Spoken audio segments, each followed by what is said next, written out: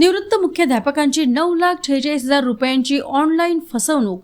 Facebook रील्सवरील जाहिरातीवर विश्वास ठेवल्याने cyber ठगांचा डाव यशस्वी. सायबर पोर्टलवर तक्रारीनंतर वरोरा पोलीस ठाण्यात गुन्हा दाखल.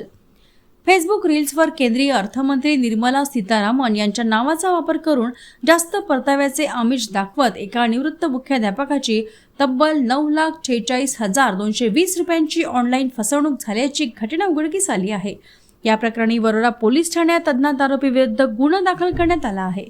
फिर्यादी बलवंत घडले राहणार बोर्डा तालुका वरोरा यांनी दिलेल्या तक्रारीनुसार 14 ऑक्टोबर 2025 रोजी फेसबुक रील्स पाहत असताना गुंतवणुकीवर दरमहा 40 ते 80,000 रुपये परतावा मिळेल अशी जाहिरात दिसली.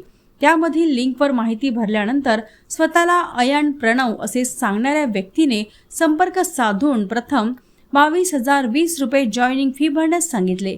त्यानंतर अधिक नफ्याचे आमिष दाखवत विविध टप्प्यांमध्ये 44,200 रुपये तसेच 8,80,000 रुपये RTGS द्वारे वेगवेगळ्या बँक खात्यांमध्ये जमा करण्यास सांगितले.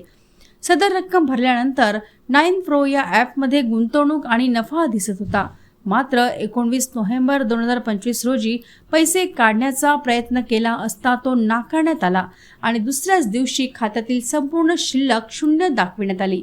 त्यानंतर आपली फसवणूक झाल्याचे लक्षात आल्यानंतर फिर्यादीने 29 जानेवारी 2026 रोजी राष्ट्रीय सायबर गुन्हे पोर्टलवर तक्रार दाखल केली होती.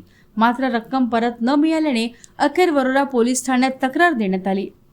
पोलिसांनी अज्ञात आरोपीविरुद्ध गुन्हा नोंद करून पुढील तपास सुरू केला.